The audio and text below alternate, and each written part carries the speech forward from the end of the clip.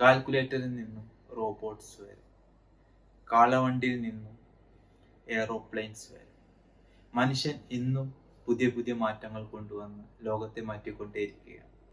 ഇത്തരത്തിലുള്ള പുതിയ ഇന്നോവേഷൻസും ടെക്നോളജീസും ഒക്കെ നമ്മുടെ ജീവിതത്തെ കൂടുതൽ കൂടുതൽ ഈസിയാക്കി മാറ്റുന്നുണ്ട്.